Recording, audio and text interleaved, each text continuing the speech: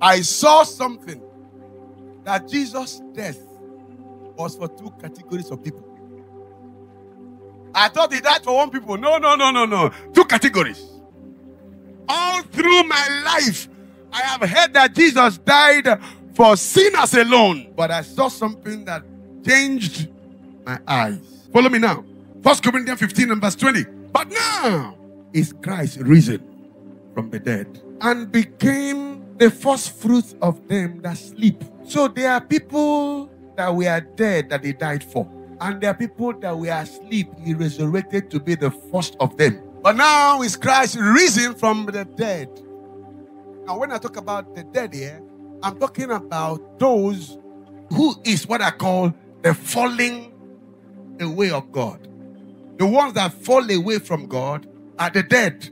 God was speaking to Adam. He said to Adam, any day you shall eat of this fruit, you shall die. So when Adam ate the fruit, he died. He died. The dead are those that are alienated from God. Those that are separated from God. They were dead. The Bible said he died for them. He died for the dead. Ladies and gentlemen, there were two kinds of people created on earth. The first man was created by God, which is Adam. The Bible says God created Adam in his image, after his likeness. Can I say this? The one that was created in the image of God died. And when he died, he gave birth to children in his dying phase. If you look at Genesis chapter 5 from verse 1, the Bible said that Adam did not give birth in the image of God. So the only man that has the image of God was Adam. And the man that had the image of God died. Adam gave birth to his own children in his own image. All the men that came from Adam were given birth in death. All of them died, ladies and gentlemen. Everyone from Adam was dead. So Jesus came to die for Adam's offsprings. Because they were dead. They were dead. They were dead. They were dead. They were dead. But there were some men that even though Jesus has not come, they encountered Jesus by revelation and got life. No man that has death goes to heaven. No man that has death is meant to escape death. Wages of sin is death. But there were men that lived on earth, they didn't die. Which means the wages of sin didn't catch them. There were men that were on earth, wages of sin. Wages of sin is death. So every man that commits sin is dead. All the Adam children were dead. But there were men that didn't see death. What happened? They didn't see death. They had an encounter with Jesus who is to come. How many of you know the Bible said that because God knew that God will justify the heathen, God came and preached to Abraham the gospel. There was no man to preach the gospel. God came and preached the gospel to Abraham.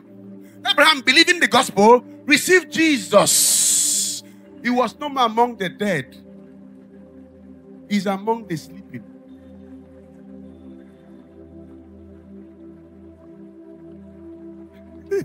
It's only those that are alive in Christ that does not die. Bible says they sleep. Bible says, for we are not children of a night. We are children of a day. We sleep. If you became a child of God, death is no more in you. You only sleep. So there are people that encountered God. How many of you know that Noah encountered Jesus? Jesus in the life of Noah was the ark. Even Adam encountered Jesus. Jesus in the life of Adam that was slain, and the blood of that lamb pacified the anger of God. And God covered Adam. Sin makes naked. But when God encountered Adam through the lamb called Jesus, nakedness was covered. Adam ended living Eden. I told you on Thursday that it was not sin that sent Adam away from Eden, because God forgave him.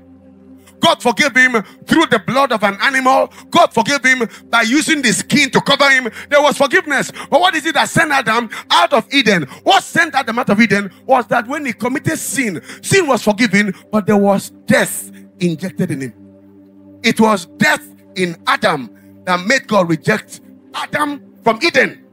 As for forgiveness, God forgave Adam. If God did not forgive Adam, Adam would have left naked. All have sinned and come short of the glory. When the glory disappears, man is made naked. Sin made Adam naked, But forgiveness covered Adam before Adam was sent out of Eden. God did not send Adam out of Eden naked. There was a covering. God wrapped Adam. God said, well, I love you too much to make you my image. Even though Satan has damaged you, I still love you to forgive you. I cover you. But because death is in you now, I need to deal with death. Get out of Eden so that I can have some time a little to walk your coming back to Eden. So I can walk. But for you to know I will walk out your coming back, I kill a lamb which was slain before the foundation of the world. I kill a lamb to pacify my peace and to create peace between me and you. And I cover you only for a space of time. I will return you back to Eden. This lamb I killed here will one day come as the Son of God called Jesus. He will also die for all men that are dead, so that everyone that is dead can have life and come back to the Father. Am I talking to anybody here? He died for the dead. The dead are those who fell off the nature of God. Dead are those who had a disconnection with God. All throughout their life on earth, they had no opportunity to encounter God. But hear me, there were men in the Old Testament that encountered God. Enoch was one of them. Enoch didn't see death. Am I right? The Bible said that Enoch walked with God and walked into heaven. Watch.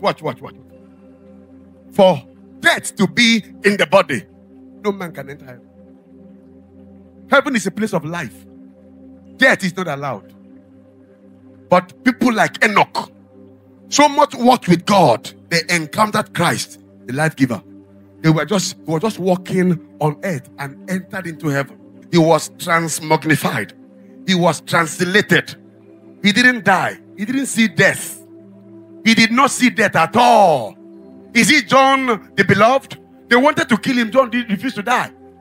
They did everything for him to die. John couldn't die. They carried him to the island of Patmos, kept him there, put him in a hot oil.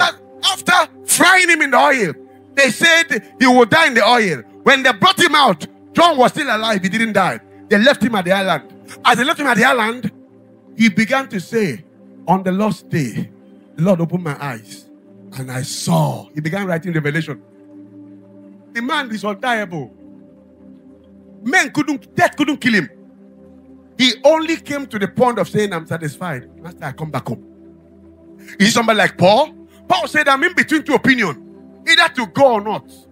If I want to die, I die. If I don't want to die, I cannot die. I have life enough that death cannot take me. So I had life enough. He had enough life. Oh, he belittled death. He said, I have rights to choose whether to go, or even Jesus. Jesus said, I have right to lay my life down. If I want to lay it down, I lay it. If I don't want to lay it down, Satan cannot kill me. These were men who were in the body. They did not see death. They had life. And they could only sleep. I will stop here. But I will tell you this. Jesus came to die for those that are dead and resurrect among them that are not dead, but they were asleep, as the first fruits. He resurrected for those that are asleep. Those that are asleep as the first fruits, as the first of their kind, so that by them knowing the first of their kind, they can become that kind. As them knowing that a man can rise, they will rise. As them knowing that there is a first that is like this, we too can be like that. He died for the dead. He resurrected as the first fruits over those that are asleep. Abraham, when he closed his eyes, was not dead. He was asleep. That was Lazarus was not dead. He was asleep. Lazarus the beggar was asleep. Because Lazarus the beggar changed to the other side and could see the rich man that was dead in hell. Which means there were people that didn't go to hell, Because they never had death. They had life enough. Even before Jesus came, they didn't go to hell. Wages of sin is death. Death equals hell. But there are people that without Jesus didn't go to hell. What was the problem? It means they didn't have death. It means their sins were forgiven. Nobody can enter a place other than hell if there was no encounter with Jesus. So this man, directly or indirectly, had an encounter with Jesus. So when they closed their eyes, they didn't die. They slept. And when they slept, they wake up. Jesus said, Lazarus is asleep. The disciple says, let's go wake him up. He said, it's very good that he's asleep. We are going to wake him up. Those that are asleep shall be waking up. Those that are dead will die even the more. Jesus has become our first fruit.